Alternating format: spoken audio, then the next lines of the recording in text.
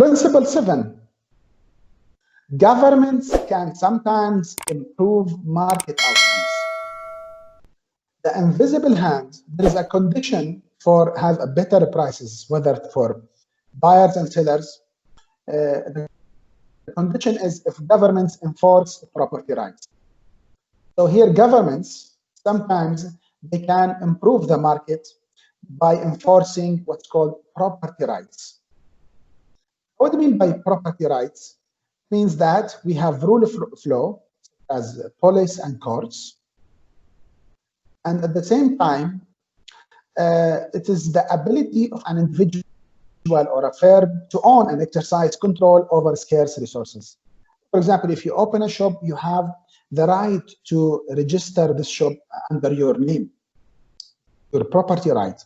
You have a new invention or a new innovative product. You have the right to register this invention under your name or under the firm's, under your company's name.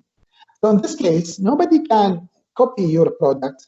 In this case, you will lose all the money because people are copying, or companies, they are copying your product.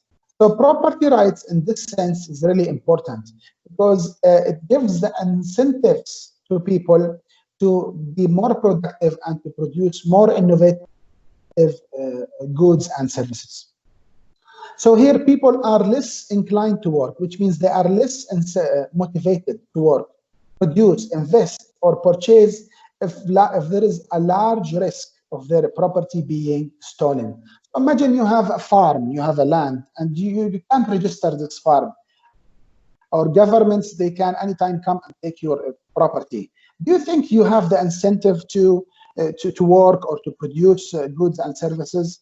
So in this case, it's important. Property rights is a very important thing that especially governments, they should enforce this type of things as property rights, rule of law, so they can protect the suppliers and protect buyers at the same time.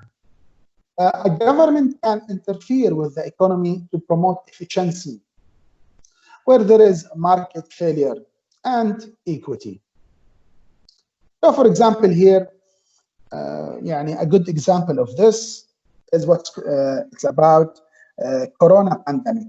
Because we have Corona pandemic now, the government, they interfere a lot with the economy, and they interfere a lot to take strict measures to protect the society from coronavirus. But remember, the more strict measures we make to protect people from coronavirus, it will be such as curfew, because people, they lock down the economic activities. It will be on the account of, it will be on the account of the market or the economic activities. They should make hard decisions in order to make a balance between protecting people from the spread of coronavirus, and at the same time, they need to open the market so people, they can go back to their economic activities. Sometimes we reach the market failure when the market fails to allocate society's resources efficiently, which means, for example, we have some cases, probably you have the case of Lebanon, for example, where the market, they have a failure market. The government there, they couldn't use the best of their resources, and we have high inflation, and we'll talk about high inflation later on. And also the unemployment rates are very high. So we reach what's called the market failure. What are the causes of market failure? Sometimes it's what's called externalities, when the production or consumption of a good affects by standards. So here, such as we have pollution. So we have, for example, a production or a consumption of a good that probably affects the economic activities, such as pollution. This, we call it externalities, and it has a separate chapter for this. And also we have the market power. A single buyer or seller has substantial influence on market price, such as monopoly.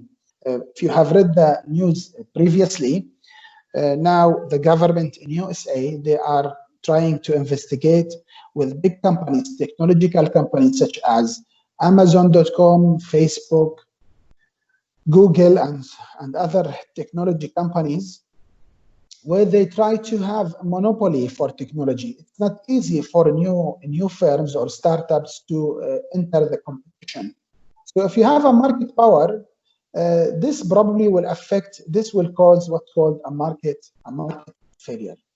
So at the same time, as we said, if you remember, there is a trade-off between equity and efficiency. A government, they can make policies whether to promote efficiency or whether to promote equity.